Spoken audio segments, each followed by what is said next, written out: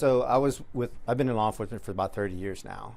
San Antonio Police Department for 22 years, assigned to the United States Secret Service and deputized as an agent with them for 8 years. I was a chief investigator at the district attorney's office for 4 years. I'm currently now teaching graduate level criminal justice courses at University of Incarnate Word, where I just defended my dissertation in organizational leadership. And my study was just this, what we're talking about today, is the leadership within agencies and how they make their decisions. And is it best practice? Are they now putting officers in danger by creating all these policies where officers are so concerned with policies and they're not, instead of being focused on tactics? When you read that synopsis provided by Comal County, what were some of the initial questions that you had? Immediately, my question was anybody actually dispatched to the location? It sounds like they use the word deployed negotiators, but if you read it, they talked about how they worked with the dispatchers to listen in the conversations and assess the situation based on phone conversations. They used a drone to make sure that the suspect hadn't left. We don't know if everyone is safe in that home. So what good is it to know that he's there? Someone should have been deployed there and dispatched there, several officers, to make contact with this individual. When you hear about what happened in Comal County and hear about what happened with SAPD, these situations seem eerily similar, from making statements to the effect of, I'm going to shoot police, I'm going to do this, I'm going to do that, I'm going to kill myself, I'm armed. In these situations, when does it no longer become a mental health call? Yeah, as soon as there's violence like that. I mean, he was discharging his firearm. I mean, at that time, there's no more staging, right? There's no more, let's sit and make a plan. When there's an active incident occurring, an active attack, the main priority for law enforcement is to stop the threat, period. And fortunately, no one else was injured. Fortunately, he didn't shoot other tenants that live in that building or accidentally shoot them as he was discharging his firearm. But I think that the law enforcement leaders need to start evaluating that. They're creating all these policies right now, and these law enforcement officers are so concerned with following policies so they're not held accountable with disciplinary actions that they're forgetting the tactics, right? They're forgetting the public safety aspect of this. And we had this conversation when we talked about Uvalde. That delay, every second costs lives. I want to talk about that.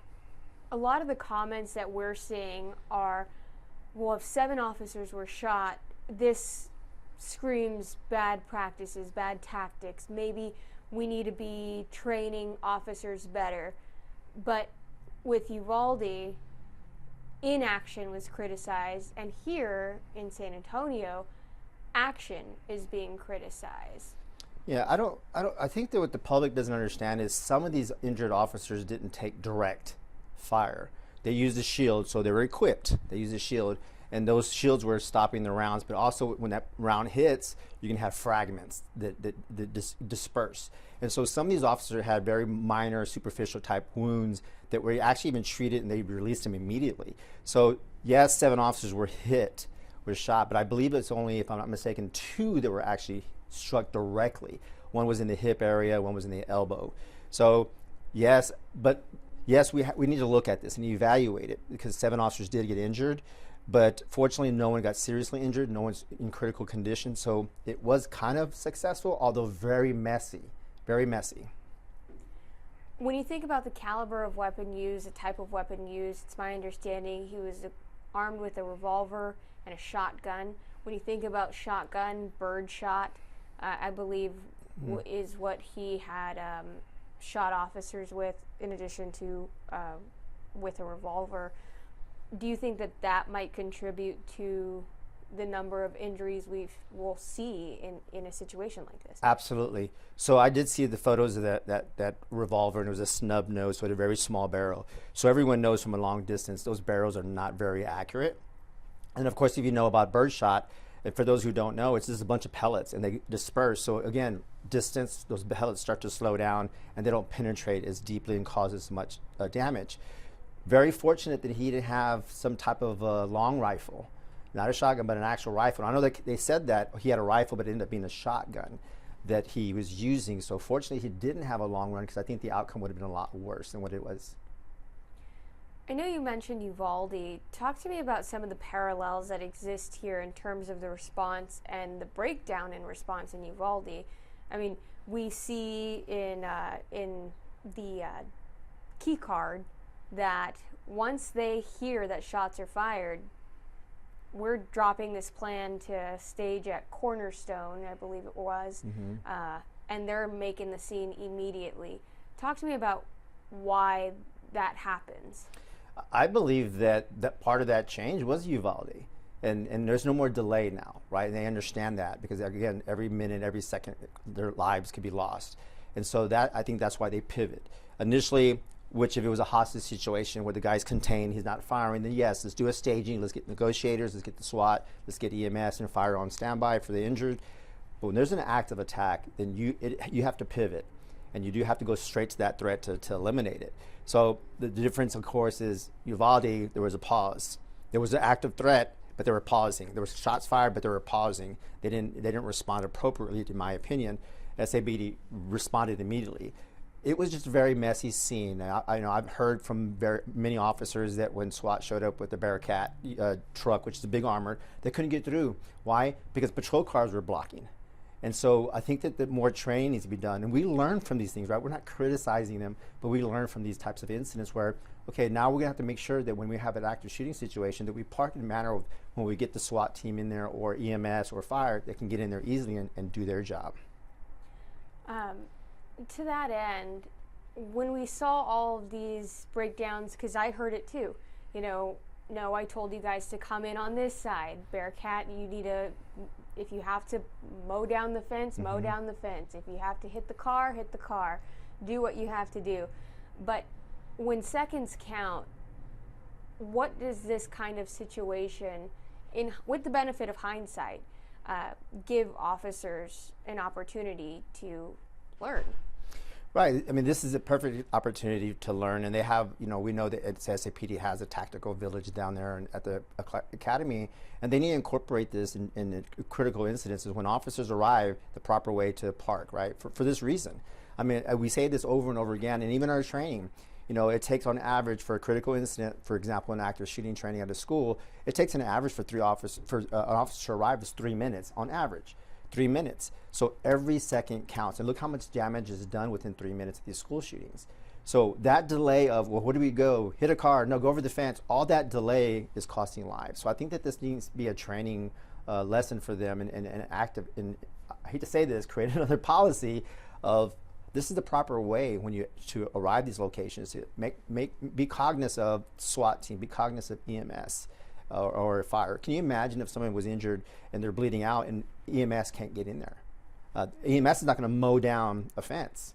EMS is not going to bump into cars. So that delay can cost someone's life. I want to switch back to Comal County now.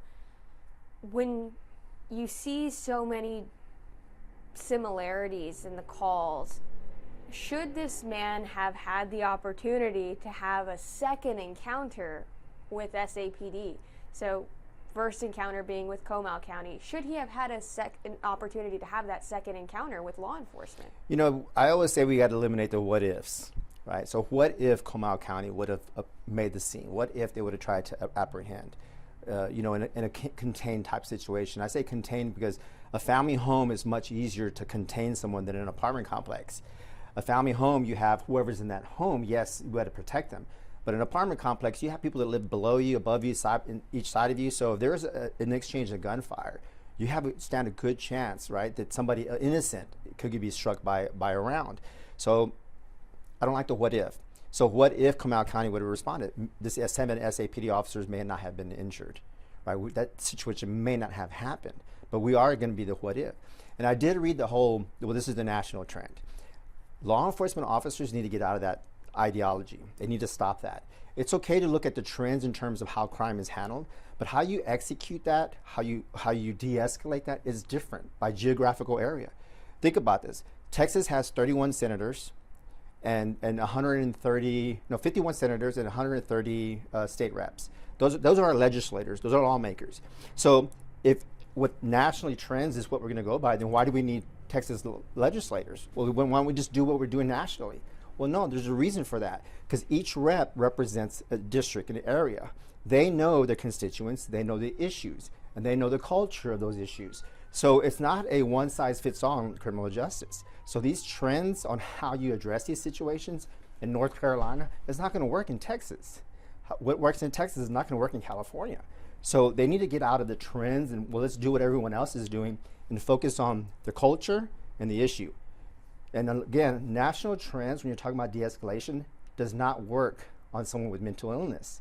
So you need to understand that, right? The variables of de-escalation skills. On a person who's intoxicated, on a person who's not intoxicated, a person who's got mental illness, those are all variables that you need to take into account when you're addressing these issues. On follow-up questions, Comal County had indicated that they were treating this like a mental health call, a suicide call, and that they were not aware of the conditions of release for this individual. They were not aware of a protective order that was in place relating to this suspect until later in the afternoon, when I suppose they ran him and saw, oh, this exists, and then they walked a warrant. What should standard practices be, and is it acceptable that law enforcement didn't have that information? How does that happen? I don't know, right? Unless there's a breakdown of communication or someone at the initial jail where he was arrested and saw the magistrate is not put into the system. But if it's put into the system and you run someone, you're going to find out that they were arrested anywhere in Texas. And sometimes you could even find it nationally through your dispatcher. So I'm not sure how they just discovered hours later that, oh, this guy just bonded out for family violence, DWI, injury to an elderly. Oh my gosh, he's got a violation of protect. I'm not sure how that happened, unless they treated it like you said, very complacent. Oh, this is mental illness, and didn't do any research on the suspect. That's the only conclusion I can come to, not knowing all these things that's available to them through the system. Talk to me about the importance of knowing who you're dealing with, running your suspect, identifying them. Yeah. So again, had they checked him and checked to see how violent he was, that's not a mental. Yes, he had mental illness, but when you look at family violence, he injured an elderly person already. He injured his wife or spouse, someone. DWI. This guy's a criminal, right? And he needs to be treated as that. So many people are worried about policies and outcomes and how things look, instead of saying, hey, this guy's this criminal. He's threatening to shoot and kill a law enforcement officer. He's already assaulted family members. This guy's a threat to society. We need to take action. A drone to make sure he hasn't left yet is not appropriate in this type of situation.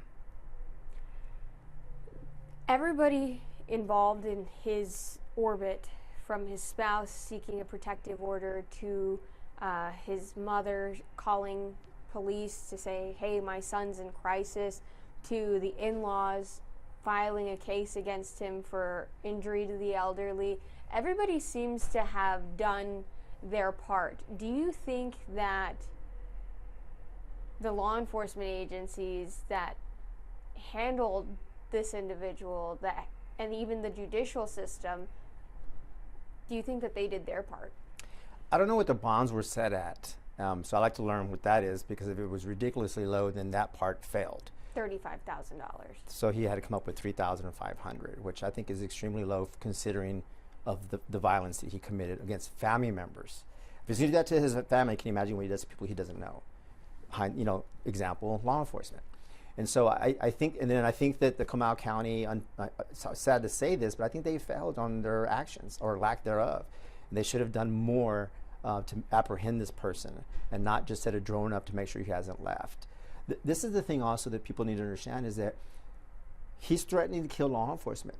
And Comal County kind of just enabled that behavior, right? Because if it wouldn't have been the apartment complex, he could have been driving down the street and didn't use his blinker or pass a stop sign. And that officer who's approaching this person has no idea that in Comal County, hours later, just threatened to kill a police officer. So now you have an officer approaching a vehicle for just a speeding or a seatbelt, and now he potentially loses his life because there was no communication, there was nothing put in the database. And we've had this conversation before with 2 agencies here locally with an incident happened on 1604 with lack of communication.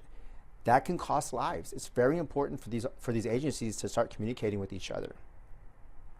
And I want to switch back to tactics now. You had talked about procedures, and this is a national trend. It seems as if SWAT handled the situation pretty swiftly. I know it took a few hours, but they were tear gassing the guy, I believe pepper balling, deployed drones and things like this. And that's a stark contrast to standoffs that we've seen from before, where it was days, where Right. we were waiting suspects out. What kind of message do you think that the waiting them out sends to perpetrators of crime? Yeah, well, remember years ago, there wasn't one just in the same area in Stone Oak, where that one was days. I mean, I can't remember exactly 2-3 days, and they were just waiting it out. I know that situation was a little bit different. This one, you had somebody who was actively discharging a firearm, right? So you can't wait, right? You can't negotiate that, right? You got to go in there and take action. And you're correct, SWAT did an amazing job, as they always do. Our SWAT team's amazing, but they only do what they can based on leadership. When the leadership gives them their approval to do these certain things. And I think that's a problem sometimes. Look, if we train our men and women in blue to do a job, and we're putting them through the academy and we're putting them through in-service every year, then we should trust them that when they're out there that they're going to address the situations appropriately and not have to wait for a supervisor to say, okay, I'm going to give you the green light. You know, again, Uvalde. Those officers should have been trained and know exactly what to do and not wait around to say who is in charge, where do we get the green light. No. It's an active attack. You're trained, you know how to respond. Just because it's a national trend doesn't mean it's the right trend. Correct. Yeah, and that's what people need to understand. That's why we had the conversation a while ago with legislators in each state, because crimes are different in each state and how you handle them based on culture. Even in San Antonio alone, when I was on the streets on the west side and then I transferred to the east side, very different cultures. So the way I would handle situations and the way I would talk to people were very different. And so that's no different than the national trend that they're talking about. Again, it's okay to use that as a baseline to start developing your own research, but you can't say, well, they're doing this in North Carolina or Colorado or wherever, so let's do that here also because everyone else is doing it. No, everyone's different, and the leaders need to understand that, and they need to start doing things the correct way and creating good policies, not knee-jerk policies. Good policies where these officers, number one, are safe, and number two, the community is safe as well. If I'm hearing you correctly, it seems as if you're suggesting that the onus isn't with the rank and file officer, but rather the leaders in the agency that have allowed this culture to permeate the entire department. Yes, I'm saying that. So during my PhD study, I learned with all the research and looking at articles and looking at data, a lot of these leaders are pushed by political pressure, right? The optics of something, of an outcome, right? Instead of looking at what's the cause of it. And so when we don't look at the cause of things and we look at the outcomes, then that's we come up with these problems we're having now. Because it's knee-jerk. Everyone looks at the outcome of things, the symptoms of the issue, instead of looking at what is the issue and how do we address that. Because we can fix that, then we don't have to worry about the symptoms anymore. But as you hang out in the symptoms, you worry about the media or you worry about the public and how they're judging. And you need to start saying, look, this is the research we've done, and this is the best appropriate way to keep you safe. And last question from me. Oftentimes, political figures say, well, we could have never foreseen that this person was going to do this. In this case, do you think that it was foreseeable? Oh yeah, absolutely. With the violence against his family, with the phone call that he was going to shoot it out with police, I mean, those are things that you act on. You don't just wait to see if he leaves or, okay, he's not calling anymore. After 4 hours, he's quiet now. Okay, the threat's gone. No, the threat's still there. The threat maybe just fell asleep. Or worst case scenario, what if the threat killed everyone in the home and killed himself? You know, I think that it was sloppy. I really do. And I hope that this agency and other agencies learn from this, that we need to take the appropriate action. We need to put public safety first and everyone else around that home, and be concerned with that and take appropriate actions despite what could potentially happen. I mean, we know that, right? We don't want to die in the line of duty. We don't. But when the academy, they tell you, look around. Some of you may not live by the time you retire. So we're aware of that. We go into the job knowing that this is the risk. Again, we don't want it to happen, but we know the risk. And so train us, give us the tools, and allow us to do our job. I actually lied. I do have one more question. We saw the officers charged with murder and aggravated assault with a deadly weapon for their response, for their actions in responding to a mental health call. I was speaking with an attorney who indicated to me that this shooting was an example of how mental health calls, you can't treat everybody like a patient. Do you think that officers are more afraid of taking action and potentially being punished for those actions in a criminal court, right, than they are, say, losing their lives? Right. So in my study, surprisingly, the data show that officers were more concerned with losing their job than getting shot in the line of duty. And I was just blown away when I saw that, when I looked at the data and looked at the studies and researched it.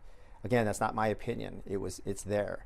And so I was shocked that nowadays officers are more concerned with disciplinary actions, criminal charges, versus getting shot in the line of duty.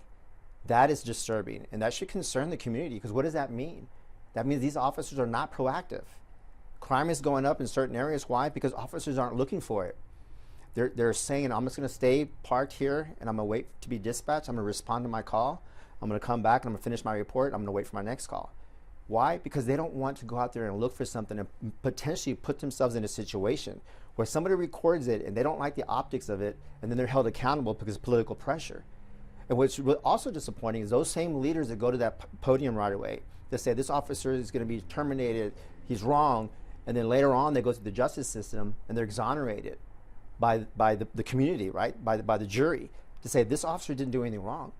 It's quietly they put that officer back on the streets, but they never go back to that podium to say I got it wrong. So that's left with the distrust of the community because there's no communication. So this whole time, this community is thinking, man, all these times that these leaders have gone and held these officers accountable, now we have a bunch of bad apples, but they never go back to say we got it wrong. So all the bad apples we thought we had, we don't have them. They did what they're supposed to do. That's why I think that the leaders in this law enforcement need to take a pause and not fall to political pressure. You never should mix politics with public safety. These bad guys don't care what aisle you sit on your political parties. They don't care what skin color. They don't care any of that stuff. They're out there to look for victims. And so we need to do the same thing. We need to put the blindfold back on Lady Justice, and we need to fight crime and keep our community safe. Willie, that's it for me. Is there anything that you'd like to add that I didn't ask, or any points that you'd like to drive home? No, I think we covered everything. And I think that all these policies are causing officers to pause. Comal County, for example. They probably, this is just an assumption, they probably feared getting into that altercation. So let's just set it out. Let's just wait till he gets quiet. And okay, now the threat's not there anymore, so we did our job. No, you didn't. You didn't keep the public safe. Why? How can we prove that? Look at what happened in Stone Oak. Unfortunately, he didn't execute or kill any of his family members. He assaulted them, an elderly and his wife. Fortunately, he didn't kill anyone. And so this is a blessing that officers didn't get seriously injured, family members didn't get killed, but there should be a wake-up call to all agencies who study this incident.